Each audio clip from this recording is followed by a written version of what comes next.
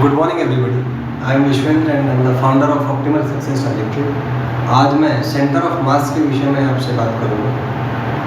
The first thing about centre of mass it is actually the centre of gravity if vector G is constant. जो expression आपने पढ़ा है RCM is equal to m1 r1 plus m2 r2 plus 1 up to mn rn upon m1 plus m2 plus 1 up to mn, ये actually centre of gravity का expression होता है। Centre of gravity वो point होता है किसी rigid body में जिस पॉइंट के अबाउट ग्रेविटेशनल फोर्सेस का नेट टॉर्क जीरो होता है। उस नेट टॉर्क को जीरो करने के बाद ये रिजल्ट हमें प्राप्त होता है। तो अगर एक्सेलरेशन ड्यू टू ग्रेविटी को हम कांस्टेंट मान लें तो यही एक्सप्रेशन सेंटर ऑफ मास का भी हो, वहाँ से ये रिजल्ट आता है। तो इसके बारे में कुछ पॉइंट्स हम डिस्कस करेंगे। This is the first thing, this is same as the centre of gravity if vector G is constant.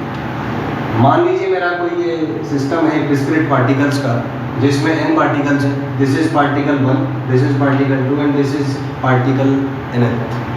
Masses are m1, m2 and mn। किसी रेफरेंस पॉइंट के अबाउट मान लीजिए m1 का पोजीशन वेक्टर r1 है, m2 का position vector r2 है और mn का पोजीशन वेक्टर rn है।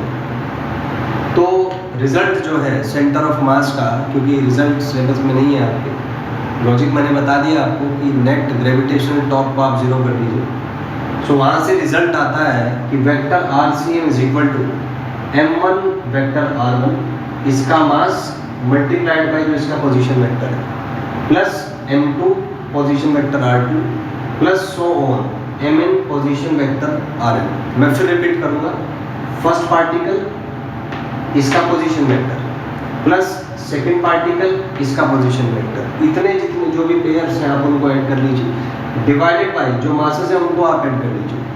तो इस एडिशन को हम मैथमेटिकली एक्सप्रेस कर सकते हैं sigma mi vector i is equal to 1 to n, क्योंकि n टर्म्स हमारे पास है, divided by sigma mi i is equal to 1 to n। So this is for a discrete particle system. I think ये आपको clear हो गया होगा।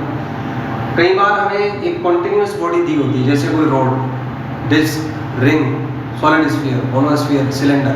तो उसमें हम क्या करते हैं, छोटा सा एलिमेंटल पार्टिकल मानते हैं जिसका मास dm है और जिसका पोजीशन वेक्टर r है। तो आप जानते ही होंगे कि समेशन और इंटीग्रेशन इक्विवेलेंट होते हैं।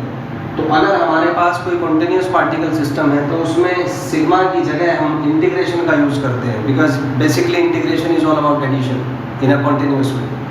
तो यहाँ से हमने सिग्मा को रिप्लेस कर दिया सिंपल इंटीग्रेशन से, लिमिट लगाई 0 से m dm vector r। Basic mechanism अब भी वही है, एलिमेंट लिया इसका मास dm और इसके पोजीशन वेक्टर से हमने उसको मल्टीप्लाई कर दिया divided by the total mass integration of d।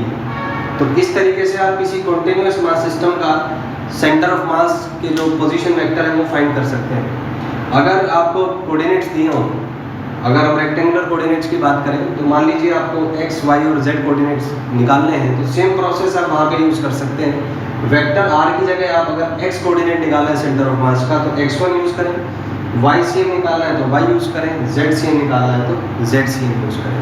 So in this way you can find the position vector of the centre of mass in 3 different cases. The first case was when discrete particles were given.